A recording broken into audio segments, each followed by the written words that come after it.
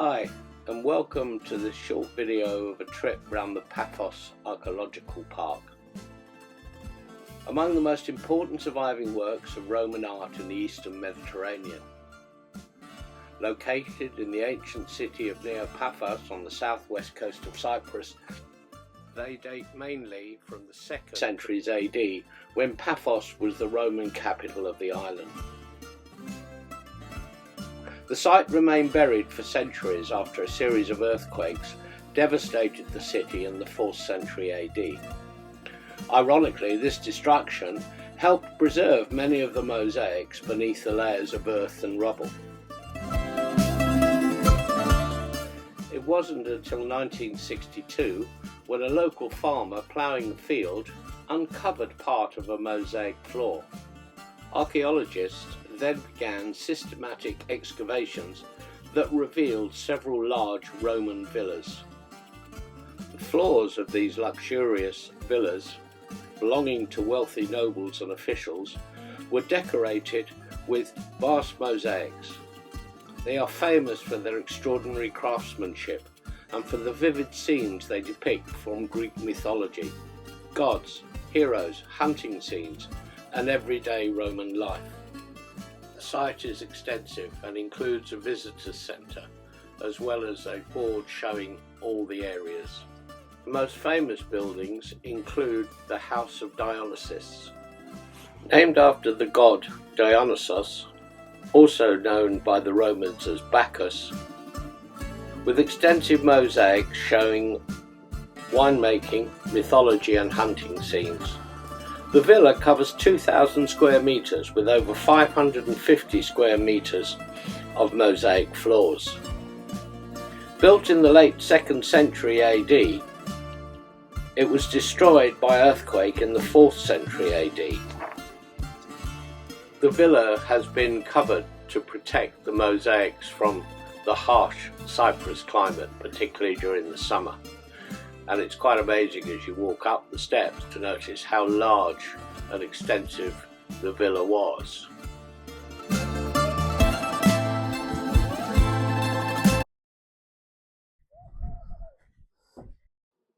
As you enter the building, it becomes obvious as to how big an area it actually is, and the outstanding craftsman's work that took place there.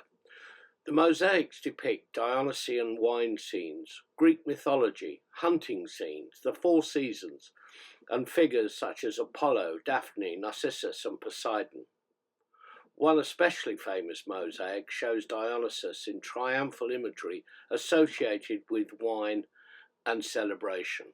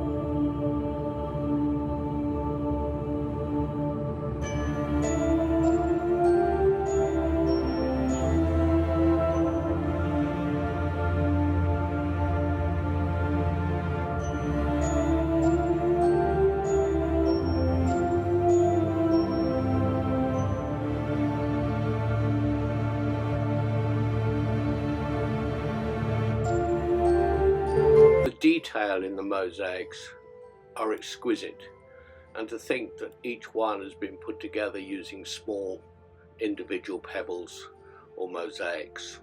The design and sheer symmetry that is demonstrated here is almost beyond words. And when you look at this peacock, the design and the intricacy of it all, it's quite amazing.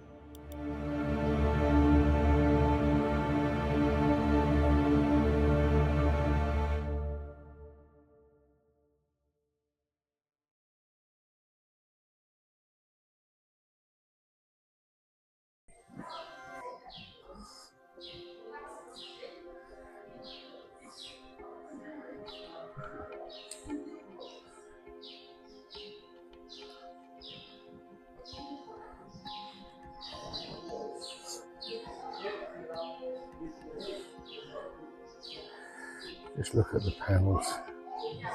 Even after all these years, they're still amazing how they've put them together.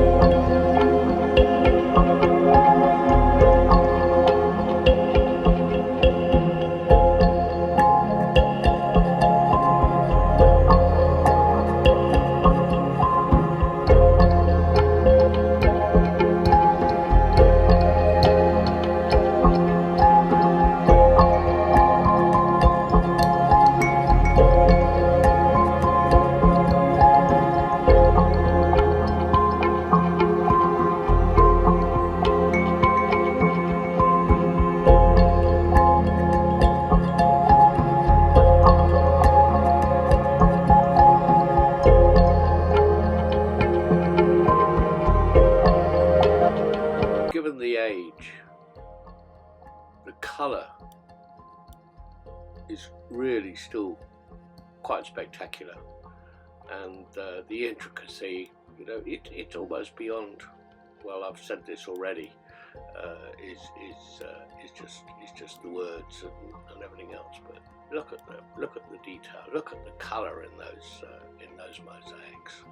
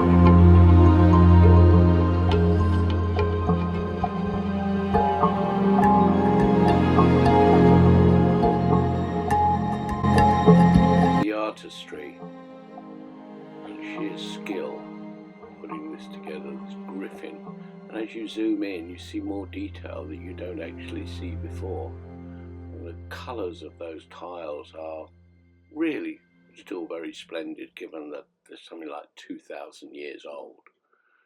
And you zoom out and you get the full effect.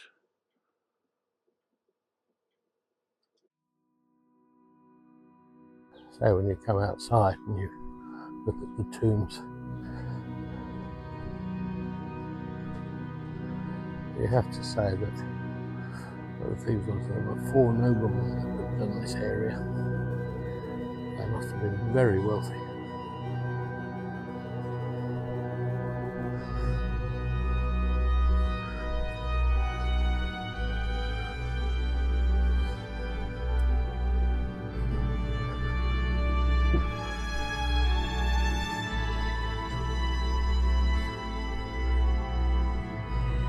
Now I'm going to walk down towards the house of Theseus. Again, it's one of the noblemen that lived here. And let's face it, quite staggering views as we come out into the open.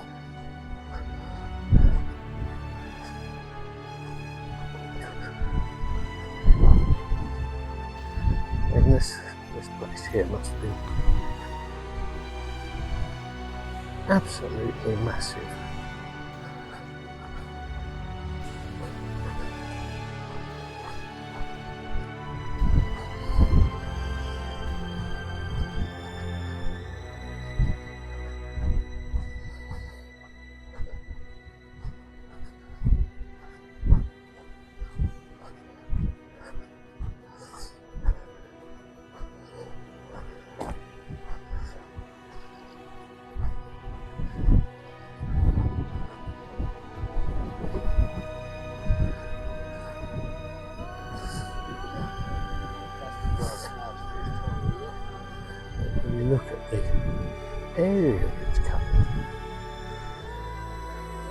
One mighty place. There's a type of flower.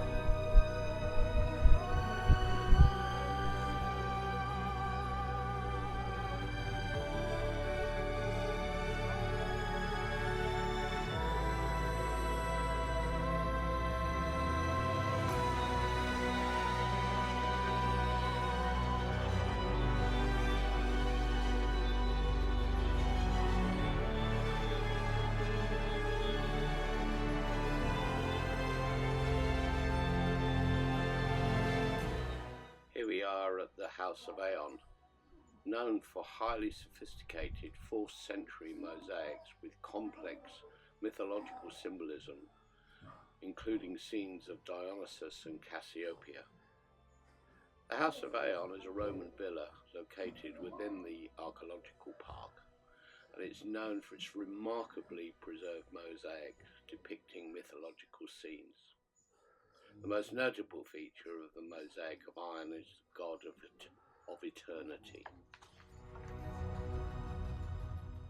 We're now back at the House of Theseus. The House of Theseus served as a residence of a Roman consul or other high official. Covering several thousand square meters, it features a central peristyle courtyard surrounded by reception rooms, baths and private quarters. Its structure allows a Roman domus plan adopted to Cypriot materials and climate, with well-preserved columns, bases and wall foundations still visible.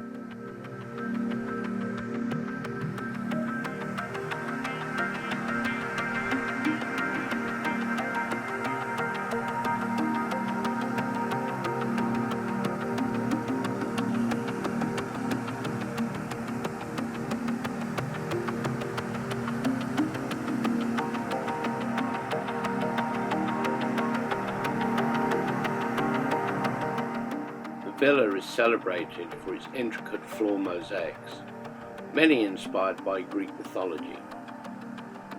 The most famous depicts Theseus fighting the Minotaur in the labyrinth, symbolizing human triumph over chaos.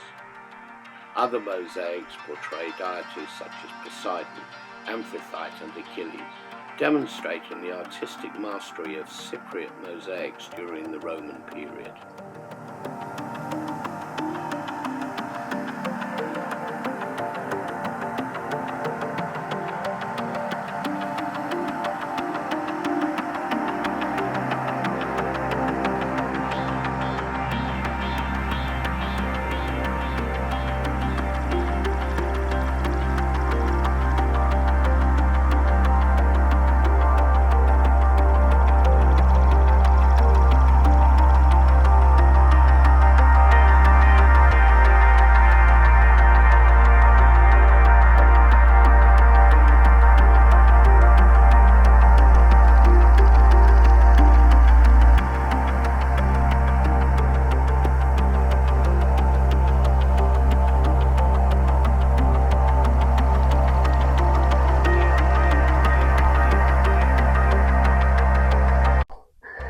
Again, this is the Achilles mosaic. Unfortunately, I can't get round to the to a better angle to show it, but as it's all roped off, obviously to protect everything from the hordes of tourists that frankly do come here. But this is the Villa of Theseus.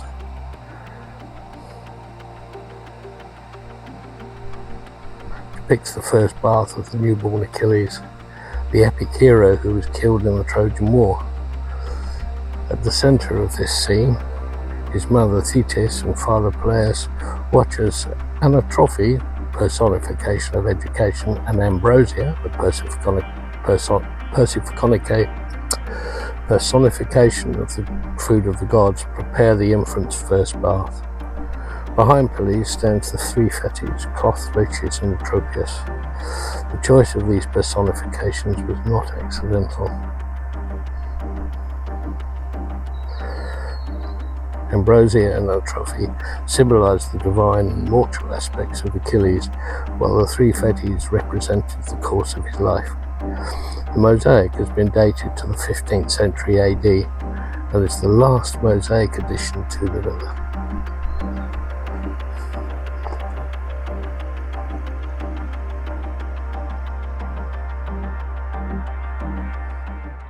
Even the pathways had intricate mosaics. You can just imagine the ancient Greeks walking along here in their sandals.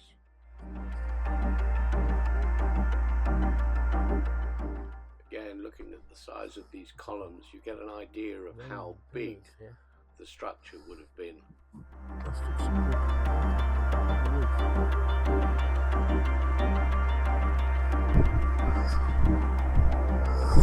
Here we're coming up to the Hellenistic mosaic of the three Horae.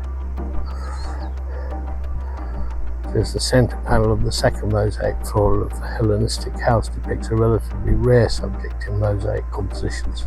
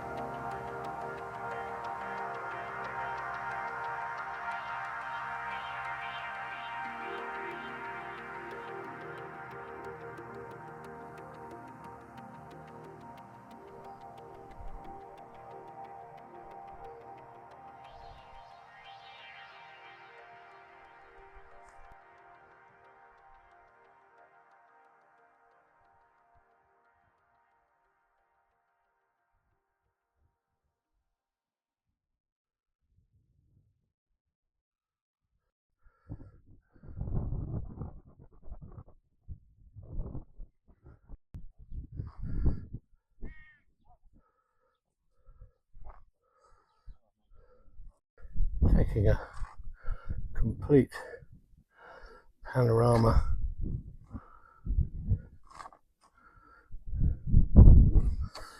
now, looking out over the sea.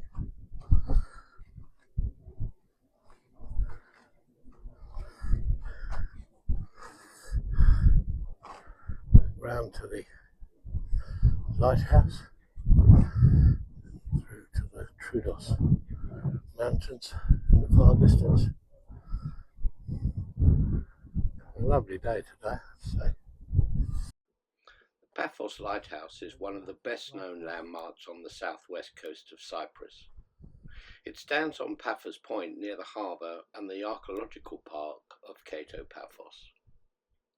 The lighthouse was built in 1888 during the British administration of Cyprus, shortly after the British took control of the island from the Ottoman Empire.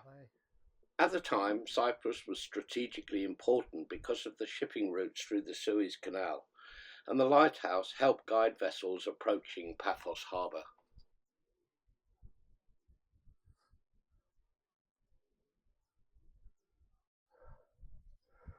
looking down onto the amphitheatre from above. I'll go down in a minute and take shots from the other direction. The lighthouse is a simple whitewashed stone tower about 20 metres high, with a lantern and balcony at the top. The amphitheatre, major stone construction with the lighthouse in the background.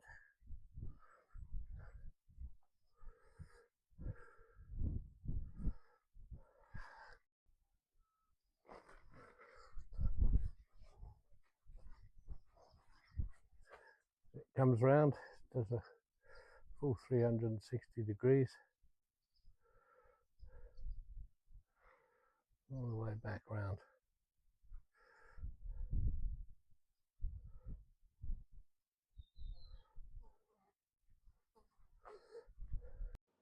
The correct name for the amphitheatre is actually the Odeon of Paphos.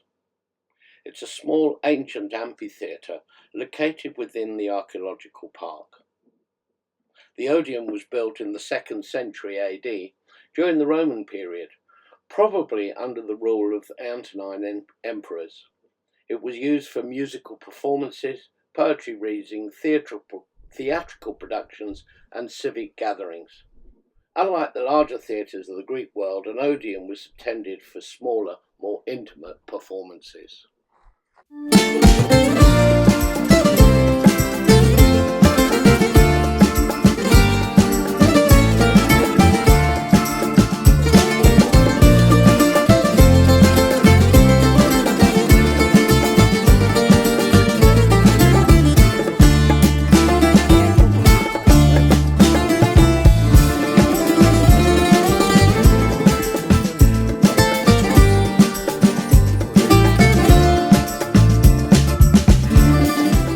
Now I'm leaving the archaeological site.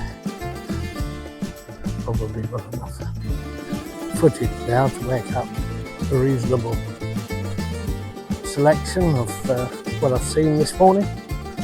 It's the 28th of April, so it'll be home time tomorrow. Maybe the last time I'll ever get to be here, who knows.